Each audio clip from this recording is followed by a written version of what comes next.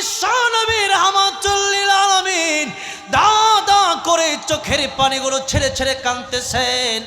ইয়া রাসূলুল্লাহ, ইয়া হাবিবাল্লাহ, আপনি কেন কাঁদেন? আপনার কান্নার কারণটা আমারে বলবেন। আপনি কি ফাতেমার জন্য কাঁদেন, না আয়েশার জন্য কাঁদেন, না হাসান হুসাইনের জন্য কাঁদেন? আল্লাহর নবী বললেন, ওরে জিবরাইল, আমি ফাতেমার জন্য কাঁদি না, আমি আয়েশার জন্য কাঁদি না, আমি হাসান হুসাইনের জন্য কাঁদি না, আমি কান্দি আমার গুনাহগার উম্মতের জন্য। জোরে জোরে বলেন সুবহানাল্লাহ। রাহমাতুল লিল আলামিন নবী কোরআনে প্রমাণ, আশিক বিনে কে বুঝিবে আমার দয়ার নবীর শান। আল্লাহু আকবার বলে। এই পৃথিবীতে এমন কোনো ব্যক্তি, এমন কোনো মাখলুক, এমন কোনো সৃষ্টি নাই যার মরণ হবে না। আমাদের মধ্যে এমন কেউ আছেন যে যার কোনো মরণ নাই? সবারই মরণ আছে, মৃত্যু সবারই আছে, কিন্তু মৃত্যুর জন্য প্রস্তুতি আমরা সবাই নিচ্ছি না। তাহলে কিসের জন্য নিচ্ছি? ওয়ামাল হায়াতুদ দুনিয়া ইল্লা মাতাউল গুরুর। আল্লাহ বললেন দুনিয়া হচ্ছে এটা খেল তামাশার জায়গা, এটা হচ্ছে ধোঁকা। আর আমরা এটাকে খুব সাজাচ্ছি, অথচ পরকালীন যেই জগৎ আছে, যেই জগতের শুরু আছে কিন্তু শেষ নাই, সেই জগৎ নিয়ে আমরা আমাদের কোনো মাথা ব্যথাই নেই, আমাদের কোনো চিন্তাই নেই। এই জন্য প্রত্যেকটা সময় কবর থেকে আমাদেরকে ডাকা হচ্ছে, কিন্তু আমরা সেদিকে না দেখে আমরা শুধু কিভাবে জমি কিনা যায়, কিভাবে বাড়ি করা যায়, কিভাবে উন্নত করা যায় নিজের জীবনকে, সেই চিন্তা করতেছে। অথচ উন্নত হবে দূরের কথা, নিজের জীবনের হায়াত কমে যাচ্ছে, কবরের দিকে আস্তে আস্তে আমাদের পা চলে যাচ্ছে। বয়স যত বেশি হয় তত হায়াত বাড়ে না কমে, হায়াত তত কমে। যদিও আমরা বলি লোকটার বয়স 50 বছর, আসলে লোকটার জীবনে যদি 60 বছর থেকে থাকে তাহলে এই লোকের জীবন থেকে 50টা বছর চলে গেল, এই 50 বছর কি আর জীবনে আসবে? আর জীবনে আসবে না। অথচ পরকালীন যেই জগৎ, সেই জগতের শুরু আছে শেষ নাই। এই দুনিয়াতে আপনি মনে করেন বাঁচলে 50 বছর বাঁচবেন, 60 বছর বাঁচবেন, 100 বছর বাঁচবেন। আর পরকালীন জগতে জান্নাত অথবা জাহান্নাম, যেখানে আল্লাহ আমাদেরকে দেখ, আপনি যেখানেই যান না কেন সেখানে কত বছর বাঁচবেন? 100 বছর, 150 বছর, কত 1000, নাকি অনন্তকাল? অনন্তকাল। সেখানে কোনো মরণ আর হবে না। এই জন্য সূরা মুলুকের 2 নম্বর আয়াতে আল্লাহ বলেন, আল্লাযী খালাকাল মাউতা ওয়াল হায়াতা লিয়াবলুয়াকুম আইয়ুকুম আহসানু আমালা ওয়া হুয়াল আজিজুল গফুর।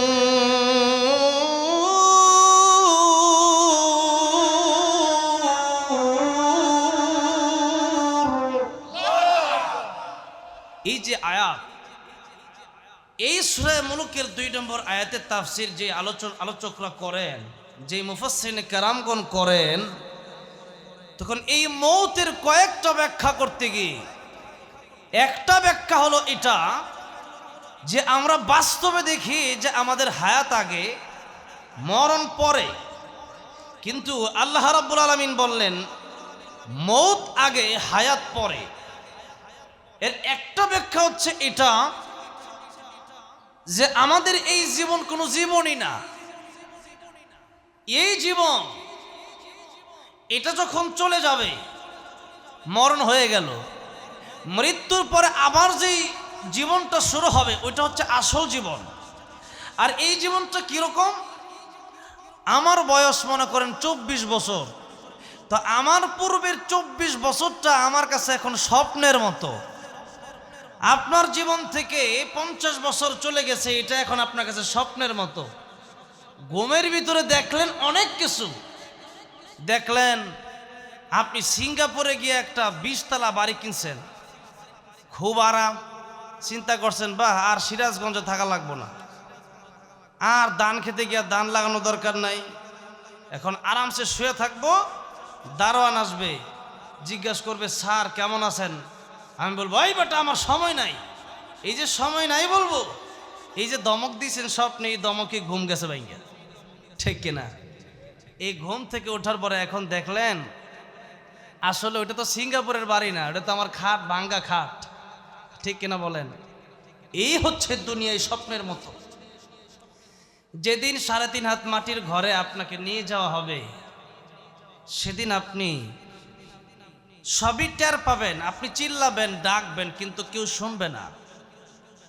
সেদিন আপনি চিন্তা করবেন এত জমি, এত বিঘা, 5 বিঘা হয়েছে, আরো 5 বিঘা দরকার ছিল, 10 বিঘা হয়েছে, আরো 10 বিঘা লাগে, কিন্তু আসলে তো এত কিছু দরকার ছিল না। 3.5 হাত মাটির ঘরে হলেই চলতো, এর বেশি দরকার ছিল না।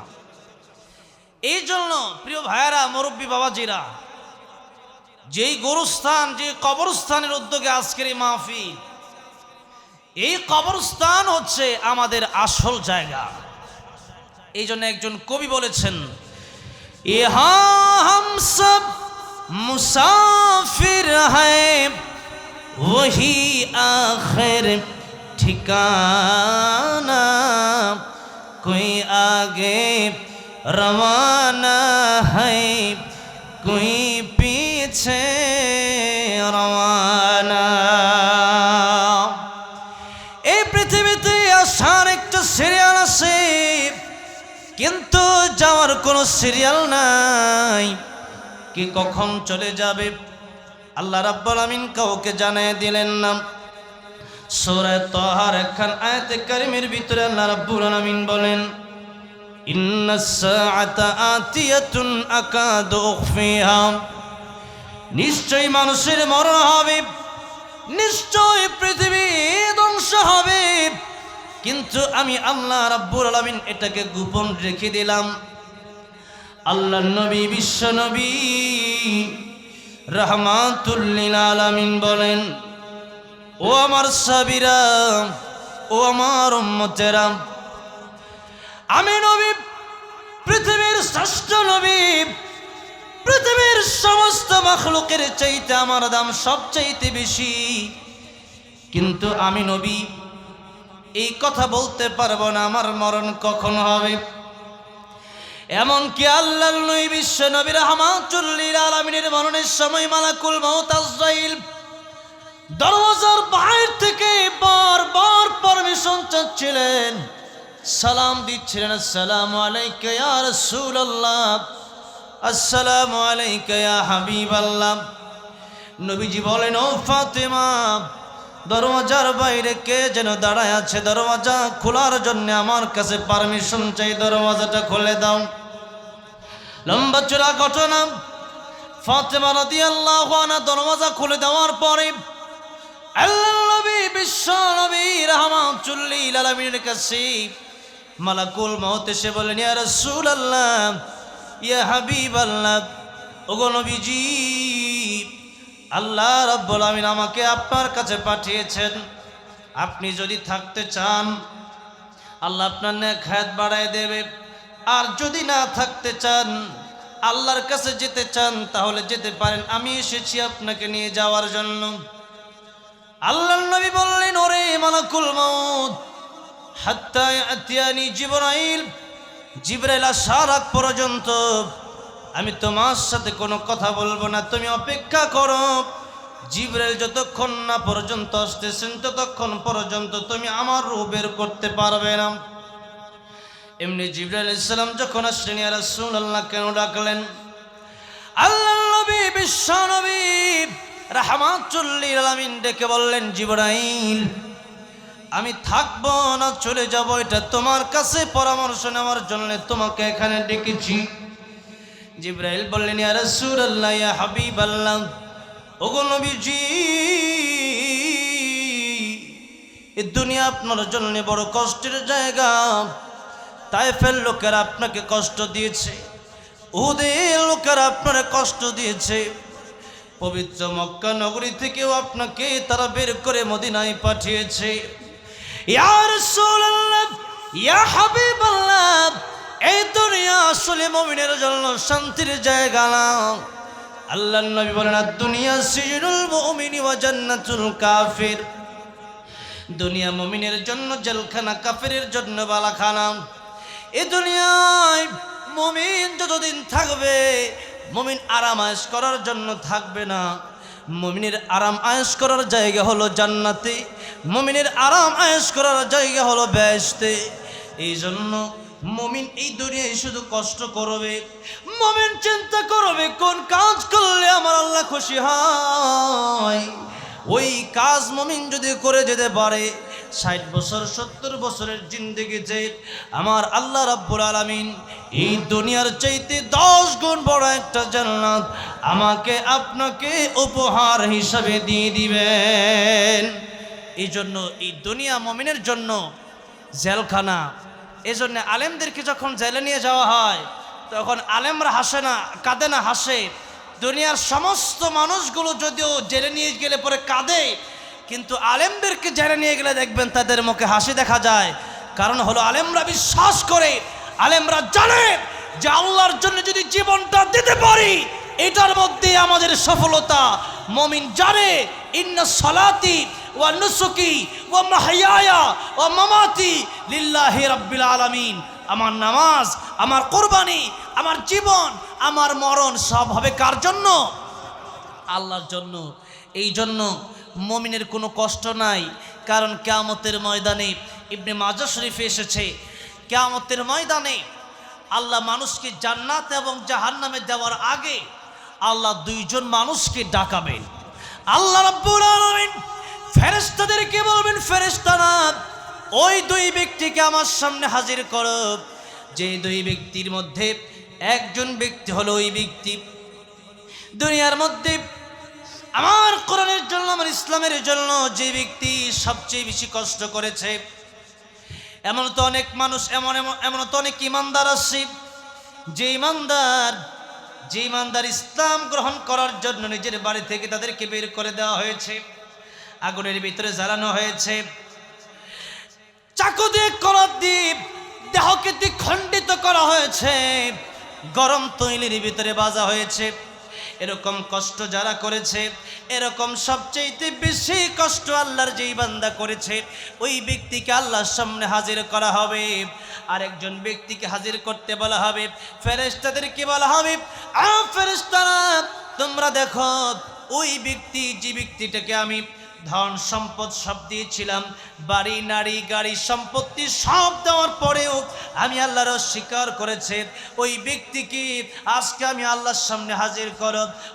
ওই ব্যক্তিকে আল্লাহ রাব্বুল আমিনের সামনে হাজির করা হলে পরে আল্লাহ রাব্বুল আমিন ওই ইমানদার ব্যক্তিটাকে একটু সময়ের জন্য জান্নাত দিবেন, আর ওই কাফিরকে একটু সময়ের জন্য জাহান্নামে দিয়ে দিবেন। দুজনকে আবার বের করা হবে। আল্লাহ রাব্বুল আলামিন জিজ্ঞাসা করবেন, এই ইমানদার অবিশ্বাসী, তোমাকে আমি জান্নাতে আজকে একটু সময়ের জন্য দিলাম, বলো তো দুঃখ কষ্ট কারে বলে? এমন সময় ইমানদার ডাক দিয়ে বলবি, আয় আল্লাহ তাআলা, দুঃখ কারে বলে, কষ্ট কারে বলে? আমার জীবনে আমি কোনোদিন তার টেরও পাই নাই। জোরে জোরে বলেন সুবহানাল্লাহ।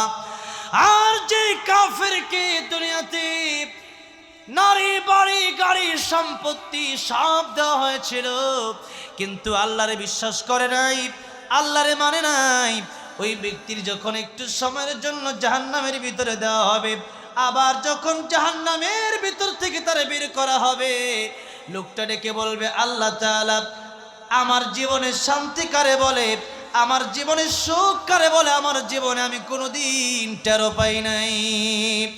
এই জন্য দুনিয়ার জীবন একভাবে না একভাবেই চলে যাবে, কিন্তু পরকালীন জীবন আমাদের আসল। যে কথা বলতেছিলাম, আল্লাহর নবী, বিশ্ব নবী রাহমাতুল লিল আলামিন, তিনি জিজ্ঞেস করলেন, জীবনাই আমি যাব কি যাব না? জিবরিল বলেন, ইয়া রাসূলুল্লাহ, এই দুনিয়া তো মুমিনের জন্য কষ্টের জায়গা জেলখানা। এই দুনিয়াতে মুমিনের মন চায় সারা রাত ঘুমাতে, কিন্তু ফজরের সময় যখন মুয়াজ্জিন ডাক দিয়ে দিল হাইয়া আলাস সালাত হাইয়া আলাল ফালাহ, তখন সে আর ঘুমায় থাকতে পারে না। দুনিয়ার সব মানুষ ঘুমায় গেলেও মুমিন ঘুমাতে পারে না, ইমানদার ঘুমাতে পারে না, কিন্তু অন্যান্য সমস্ত মানুষ ঘুমায় যেতে পারে। ইয়া রাসূলুল্লাহ, মুমিন যা ইচ্ছা দুনিয়াতে তা করতে পারে না, কাফেররা যা ইচ্ছা তা করতে পারে। ইয়া রাসূলুল্লাহ, এই দুনিয়াতে আপনিও মন মতো চলতে পারেন নাই, বরং আল্লাহ তাআলা আপনাকে যেভাবে হুকুম দিয়েছেন সেভাবেই চলেছেন।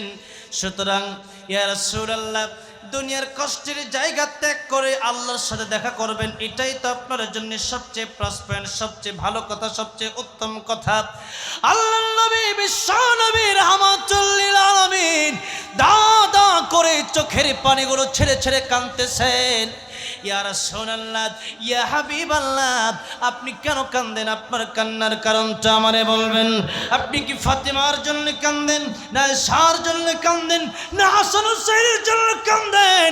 আল্লাহর নবী বললেন, ওরে জিবরাইল, আমি ফাতেমার জন্য কাঁদি না, আমি আয়েশার জন্য কাঁদি না, আমি হাসান হুসাইনের জন্য কাঁদি না, আমি কান্দি আমার গুনাহগার উম্মতের জন্য। জোরে জোরে বলেন সুবহানাল্লাহ। রাহমাতুল লিল আলামিন নবী কোরআনে প্রমাণ, আশিক বিনে কে বুঝিবে আমার দয়ার নবীর শান। আল্লাহু আকবার বলে। রাহমাতুল লিল আলামিন নবী, বলেন না, রাহমাতুল লিল আলামিন নবী কোরআনে প্রমাণ, আশিক বিনে কে বুঝিবে আমার দয়ার নবীর শান। নবী আমার মদিনারে বুলবুল, আমার আল্লাহ ভালোবেসে নামটি দিলেন হাবিবে রাসূল। ওই নবীকে ভুল বুঝিলে, ওই নবীকে ভুল বুঝিলে থাকবে না ঈমান। আশিক বিনে কে বুঝিবে আমার দয়ার নবীর শান। রাহমাতুল লিল আলামিন নবী কোরআনে প্রমাণ, আশিক বিনে কে বুঝিবে আমার দয়ার নবীর শান। উম্মত বিনে কে বুঝিবে আমার দয়ার নবীর শান। আমার ভাইরা, আমার মুরব্বি ও জনাব, যে আল্লাহর নবী বিশ্ব নবী রাহমাতুল লিল আলামিন, তামাম পৃথিবীর ঊর্ধ্বে কারোর সাথে তুলনা হয় না। আল্লাহর পরে যার সম্মান, সেই নবী বলতেছেন, ও আমার সাহাবীরা, ও আমার উম্মতেরা, রে শোনো, ভালো করে শোনো। নামাজের পরে ডান দিকে সালাম ফিরাইয়া বাম দিকে সালাম ফেরাতে পারবো, সেই গ্যারান্টি আমি তোমাদেরকে দিতে পারবো না। যেই নবীর কাছে মালাকুল মউত আসলে অনুমতি লাগে, যে নবীর জন্য মালাকুল মউত তাজইল করে সামনে দাঁড়ায় থাকে, সেই নবী যদি এই কথা বলে, আমি নামাজ শেষ করে ডান দিকে সালাম ফিরাইয়া বাম দিকে সালাম ফিরাতে পারবো, এই গ্যারান্টি আমি নবী দিতে পারবো না। বলেন তো, আমি আর আপনি কি আমার আপনার মৃত্যুর গ্যারান্টি দিতে পারবো নাকি? আমার আপনার জীবনের গ্যারান্টি দিতে পারবো নাকি? এই জন্য কার মরণ কোথায় হবে, কার মরণ কোন জায়গায় হবে, কার মরণ কখন হবে, এটা আমাদের কারো জানা নাই। জোরে বলেন ঠিক না বে ঠিক? আমার মরণ আসিবে কখন কেউ তো জানে না, আমার মরণ আসিবে কখন কেউ তো জানে না। আমি চলে গেলে আমায় তোমরা ভুইলা যায়ও না, আমি মরে গেলে আমায় তোমরা ভুইলা যায়ও না। আমার মরণ আসিবে কখন কেউ তো জানে না, আমার মরণ আসিবে কখন কেউ তো জানে না। কবর মাঝে মা বাবাকে দেখা যাবে না, দেখাব যাকে তিনি হলেন শাহে মদিনা। কবর মাঝে মা বাবাকে দেখা যাবে না, দেখাব যাকে তিনি হলেন শাহে মদিনা। সেদিন আল্লাহ বিনে অন্য কেহ বন্ধু হবে না, সেদিন আল্লাহ বিনে অন্য কেহ বন্ধু হবে না। আমার মরণ আসিবে কখন কেউ তো জানে না, বলেন না, আমার মরণ আসিবে কখন কেউ তো জানে না, আমার মরণ আসিবে কখন। আমি মরে গেলে আমায় তোমরা ভুইলা যাইও না, আমি মরে গেলে আমায় তোমরা ভুইলা যাইও না। আমার মরণ আসিবে কখন কেউ তো জানে না, আমার মরণ আসিবে কখন কেউ তো জানে না। ইদা আজালুহুম লা ইস্তাখিরুনা সাআতান ওয়া লা ইস্তাকদিমুন। আল্লাহ তাআলা বললেন, কার মরণ কখন হবে এটা পৃথিবীর কোনো মানুষ জানে না। এমনকি আল্লাহর নবী বিশ্বনবী রাহমাতুল লিল আলামিন তিনিও বললেন, নামাজের পরে ডান দিকে সালাম ফিরায়া বাম দিকে সালাম ফিরাতে পারো এই গ্যারান্টি আমার নাই। এই জন্য আল্লাহর নবী বিশ্বনবী রাহমাতুল লিল আলামিন বলেন, মরণের চিন্তা মরণের প্রস্তুতি সব সময় নিয়ে রাখো, কারণ মালাকুল মউত আজরাইল কখন তোমাদের সামনে চলে আসবে তোমাদের কারো জানা নাই।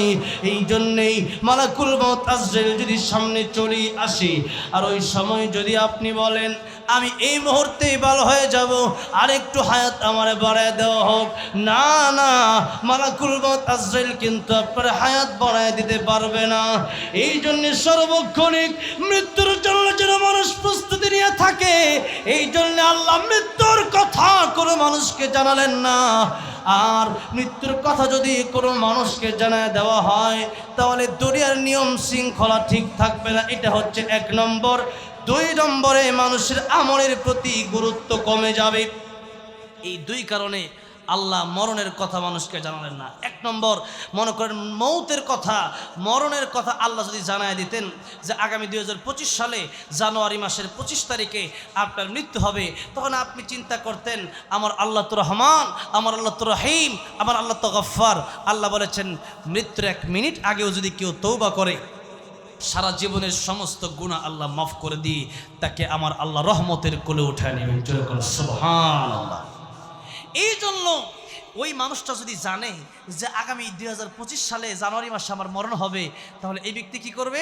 এই ব্যক্তি 2024 সালের ডিসেম্বর পর্যন্ত যত গুনাহ আছে সব করবে, ঠিক কিনা বলেন? চুরি ডাকাতি রাহাজানি সব করবে। এরপরে 2025 সালে জানুয়ারি মাসে 25 তারিখে তার মরণ হবে, সে তো জানে। এই জন্য 2025 সালে 1 তারিখে গাঁটটি বস্তা নিয়ে একবার দাওয়াতে তাবলীগের জন্য একবার মসজিদের ভিতরে চলে যাবে।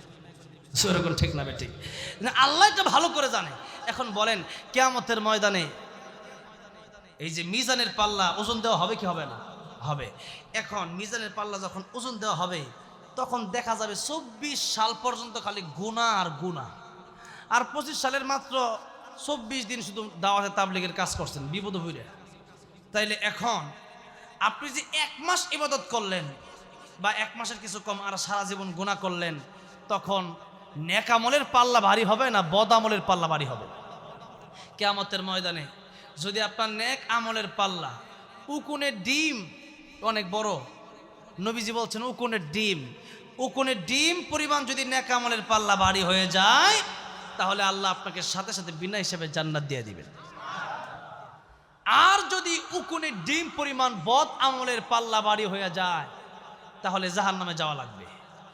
এখন সেদিন মানুষ আফসোস করবে, আর একবার যদি সুবহানাল্লাহ বেশি বলতে পারতাম।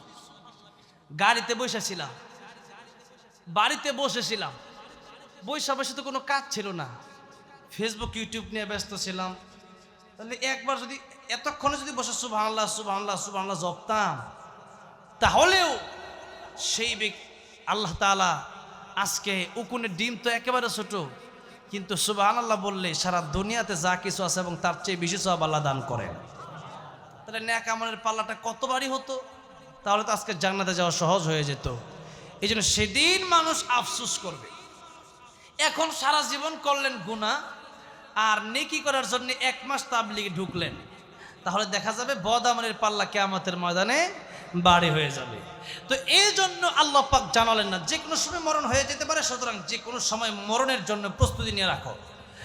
আর আরেকটা কারণ হলো, যদি আপনাকে জানায় দেওয়া হয় 2025 সালে আপনার মরণ হবে, তখন সিরাজগঞ্জ রোড দিয়া মেইন রোডে যে গাড়ি চলে, ট্রাক বাস, আপনি মেইন রোডে গিয়ে দাঁড়ায় থাকবেন, বাসওয়ালা হরেন দিতে দিতে ক্লান্ত হয়ে যাবে, আপনি কইবেন যে আমি সরবো না। বাসওয়ালা যদি গ্লাসের বাইরে জিগায় এই মিয়া সরেন না কেন, আপনি বলবেন আমি এখানে আছি, আমার উপরে যাওগা, কারণ আমার তো এখন মরণ হবে না। যদি আমার মরণই না হয় তাহলে আমার উপরে গিয়ে লেগেই তো হয়, কিন্তু এখন যখন হরেন একটা দিছে, একবারে 1 লাফ দিয়া দান খেতে নামছে। কেন? যে সাক্কাত তলে বললে শেষ, ঠিক কিনা বলেন? এই জন্য দুনিয়াতে তখন র্যাব বলেন, আর্মি বলেন, বিডিআর বলেন, কেউ তখন দুনিয়ার নিয়ম শৃঙ্খলা ঠিক রাখতে পারবে না। কারণ এই মানুষ চিন্তা 2025 সাল লাগে মরণই হবে না, এখন 2024 সাল, এখন সে যত গুনাহ আছে, যত বদ কাজ আছে সব করবে। পুলিশ যদি তারে গুলি ধরে, একবার মার দেবো, হ্যাঁ গুলি আমার মাথাত মারা দেবো, আমি তো মরবো না, গুলি মারলেও মরবো না, কারণ আমার আল্লাহ জানাই দিচ্ছে আমার মরণ 2025 সালে হবে। ঠিক কিনা? এই জন্য দুনিয়ার নিয়ম শৃঙ্খলা ঠিক থাকবে না, মানুষের মরণের খবর জানায় দিলে। এই জন্য যে কোনো সময় মরণ হয়ে যেতে পারে। মনে করেন সিরাজগঞ্জ রেল স্টেশন আছে না নাই? আছে। এখন কেউ সিরাজগঞ্জ রেল স্টেশনে গেল, সে যাবে ঢাকা, তো মনে করেন রাত 12টায় ট্রেন আসবে, এখন রাত 11:30 বাজে। তা আপনি রেল কোচিংয়ের মাস্টারকে জিজ্ঞেস করলেন, মাস্টার সাহেব রেলগাড়ি আসবে কয়টায়? মাস্টার সাহেব বলবে কয়টায়, তার কোনো খবর টবর নাই। এখন 12টা বাজে, ট্রেন আসার সময় 12টায়, 12:15 বাজছে, এখনও ট্রেন আসে না। আপনি চিন্তা করলেন কি আর করার, একটু যাই। ট্রেন স্টেশন থেকে 4-5 কিলো দূরে একটা বাজার আছে, আমার এক বন্ধুর বাড়ি আছে, ওখান থেকে একটু ঘুরে আসি, বন্ধুর লোক একটু দেখা করে আসি। এই চিন্তা করে ব্যাগ রাখছেন একটা চায়ের দোকানে, ব্যাগটা রাইখা টিকিট আবার যদি হারায় যায়, টিকিট রাখছেন একটা চাউলের দোকানে রাইখা, এখন আপনি গেছেন বন্ধুর বাড়িতে বেড়ানোর জন্য। বন্ধুর বাড়িতে বেড়ানোর জন্য যাওয়ার পরে এখন বন্ধুর বাড়িতে 4-5 কিলো দূরে, ট্রেনের সিগন্যাল শোনা যাইতেছে 12:30টায়। এখন আপনি বন্ধু আপনারা দিছে যে বন্ধু মিষ্টি খাও, ট্রেন কখন আসে তার কোনো খবর নাই, ও মিষ্টিটা মাত্র কামড় দেবে, এমনি ট্রেনের হরেন শুনছে, যে ট্রেনের হুইসেল শোনা যায়, এমনি চিন্তা করছে বন্ধু ট্রেন তো চলে আসছে, এখন দিছে এক দৌড় দিলে কি হবে, 4-5 কিলো তো আর দৌড় দিয়ে আসা সম্ভব না, গেছে তো আস্তে আস্তে রিক্সায় গেছে, এখন 4-5 কিলো তো আর হেঁটে আসা সম্ভব না। এখন এই লোক চিন্তা করে আমি কই, ব্যাগ কই, টিকিট কই, ট্রেন কই, পড়ছে নি বিপদে, বিপদে পড়ছে। ঠিক তেমনি ভাবে মালাকুল মাউত আজরাইলের গাড়ি যে কোনো সময় চলে আসতে পারে, এখনো চলে আসতে পারে, এই মুহূর্তে আমার জান কবজ হতে পারে। ফিরোজ শাহ একজন শিল্পী ছিল, তার কবরটা আমি জিয়ারত করে আসছি মিরপুরে। এই ফিরোজ শাহ গান গাইতেছিল, 1 মিনিটের নাই ভরসা, সাঙ্গ হবে রং তামাশা, গান গাইতে গাইতে স্টেজেই মরে গেছে। এই জন্য যে কোনো সময় মালাকুল মাউতের গাড়ি আজরাইল চলে আসতে পারে। এই জন্য আমাদের 24টা ঘন্টা মৃত্যুর প্রস্তুতি নিয়ে রাখতে হবে। এরকম না যে আগামী শুক্রবারে ভালো হয়ে যাব, আগামী এই যে রমজান গেছে, আগামী রমজান আসলে পরে ভালো হয়ে যাব। যারা বিয়ে করে নাই, এই যে বিয়েটা কইরেই ভালো হয়ে যাব, সম্পূর্ণ ভুয়া কথা। কে দিছে আপনার এই গ্যারান্টি যে আপনি বিয়ে করতে পারবেন, এরপরে ভালো হইতে পারবেন, এরপরে মরবেন? এই গ্যারান্টি আপনার দিছে কেউ? সুতরাং ভালো হতে হলে আগামী ফজরের সময় থেকেও না, ভালো যদি হতে হয় এই মুহূর্তে এখানে বসে থেকে এখনই তওবা করতে হবে। তওবা মানে হাত ওঠায় আপনি তওবা করলেন, এটার নাম না। তওবা মানে এখন নিয়ত করতে হবে, পিছনে যা গেছে গেছে, মা মাজা মাজা লাইসা বিহিল কাজা, যা গেছে এটা তার পূরণ হবে না। তবে আল্লাহ তওবা করলে যত গুনাহ আছে ওগুলো উল্টা নেক দিয়া পরিবর্তন কইরা, যেখানে গুনাহ লেখা ছিল ওখানে আল্লাহ উল্টা নেক লেখা দিবে। কোন সুবহানাল্লাহ। তো যা গেছে এটা তার ফেরত আসবে না। অনেক মানুষ চিন্তা করছে সারা জীবন গুনাহ করছে, এখনই আল্লাহর ওলি হইতে। তো এই কথা বললে হবে না। সারা জীবন গুনাহ আমি আর আপনি কি করব? যে ওমর রাদিয়াল্লাহু আনহু নবীরে মারতে গেছে, চিন্তা করেন অবস্থা কি ছিল। সেই ওমর রাদিয়াল্লাহু আনহু, নবী বলেন আমার পরে যদি কেউ নবী হইতো তাহলে ওমর রাদিয়াল্লাহু আনহু নবী হয়ে যেত। আল্লাহু আকবার বলেন। অসংখ্য অগণিত জায়গায় ওমর রাদিয়াল্লাহু আনহুর কথায়, ওমর রাদিয়াল্লাহু আনহুর মতের উপরে আমার আল্লাহ নিজে কোরআন শরীফের আয়াত নাজিল করে দিয়েছে। অথচ সেই ওমর রাদিয়াল্লাহু আনহু 100 উটের লোভে আল্লাহ নবীকে হত্যা করতে গিয়েছিল। সেই ওমর রাদিয়াল্লাহু আনহুর দাম আল্লাহ কত বাড়াইয়া দিলেন। এই জন্য আগে যা করেছেন সেই চিন্তা করে লাভ নেই, এখন সামনে কি করবেন সেই চিন্তা করেন। কত বড় বড় ডাকাত আল্লাহর ওলি হয়ে গেছে। বিশর হাফি রহমতুল্লাহ আলাইহি একদিন কোরআন শরীফের বিসমিল্লাহির রহমানির রহিম, এই বিসমিল্লাহির রহমানির রহিম পড়ে আছে। চিন্তা করলো আরবি লেখা, কি লেখা এখনো বুঝে নাই। আরবি লেখা, এতটুকু সম্মান করতে গিয়ে রাস্তা থেকে উঠায় নিছে। মাকে বলল মা এটা কি? মা বলল এই বিসমিল্লাহির রহমানির রহিম, এখানে তোমার আল্লাহর 3টা নাম লেখা আছে। বিশরে হাফি মদ পান করে, মদের আড্ডায় প্রতি রাতে ব্যস্ত থাকে। বিশরে হাফি বললেন মা আল্লাহর নাম এত দামি, এটা কি করা যায়? আতর লাগায়া খুশবু লাগায় এটার উপরে উঠাইয়া এটার সম্মান করতেছে। স্বপ্ন দেখে কে যেন ডাক দিছে, বিশরে হাফি তুমি আমার নামকে মর্যাদা দিয়ে উপরে উঠাইছো, এতদিন মদ পান করতে পারো, তোমার এই বিসমিল্লাহির রহমানির রহিমকে সম্মান দেওয়ার কারণেই আমি আল্লাহ তোমারে আমার বন্ধু হিসাবে গ্রহণ করে নিলাম। সারা জীবন মদ পান করে একদিন যদি বিসমিল্লাহির রহমানির রহিম একটা লাইনকে সম্মান দেওয়ার কারণে, আল্লাহর 3টা নামকে সম্মান দেওয়ার কারণে আল্লাহ যদি তারে ওলি বানাইতে পারে, তাহলে আমি আর আপনি কি তওবা করলে আমারে আপনারে আমার আল্লাহ ওলি বানাতে পারে না? পারে।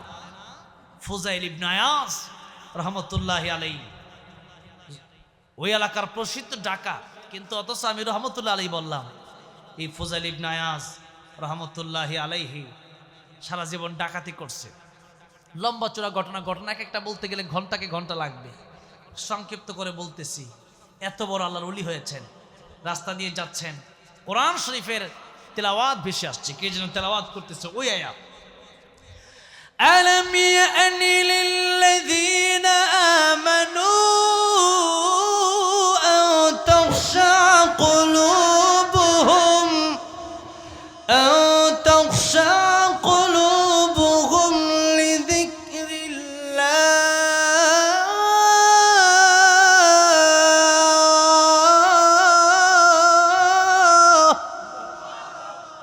এখনো কি সময় হয় নাই? চুরি বাদ দিয়া, জেনা বাদ দিয়া, ডাকাতি বাদ দিয়া, রাহাজানি বাদ দিয়া, মানুষকে খুন করা বাদ দিয়া আল্লাহর পথে ফিরে আসার সময় কি এখনো হয় নাই? আর কত চুরি করবা, আর কত ডাকাতি করবা, আর কত বদমাইশি করবা? এই কথা যখন তার কানে গেছে, ফুজাইল ইবনে আয়াস রহমতুল্লাহ আলাইহি ওই কারি সাহেবের দরওয়াজায় এসে নক দিলেন। সারা ডাকাতি করে আসছে, চোখগুলো লাল হয়ে রয়েছে। নক দিছেন, কারি সাহেব দরওয়াজা খোলেন। কারি সাহেব দরওয়াজা খুললেন, খুলে দেখেন এটা কি ফুজাইল ইবনে আয়াস নাকি আজরাইল আমার ঘরে আসছে, লাল লাল দুইটা চক্ষু নিয়া। ফুজাইল ইবনে আয়াস রাহমাতুল্লাহি আলাইহি বললেন, কারি সাহেব আপনি যে তেলাওয়াতটা করতেছিলেন ওই তেলাওয়াতটা আপনি আবার করেন। কারি সাহেব ভাবলো ওই তেলাওয়াত করলে না জানি আমার চাকু দিয়ে ফাড় দেয়। কিন্তু ফুজাইল ইবনে আয়াস রাহমাতুল্লাহি আলাইহি বলেন, কারি সাহেব আপনি ভয় পায়েন না, আপনি যে আয়াতটা পড়েছেন আপনি আবার পড়েন। কারি সাহেব আবার তেলাওয়াত শুরু করলো, আলাম ইয়ানি লিল্লাযীনা আমানু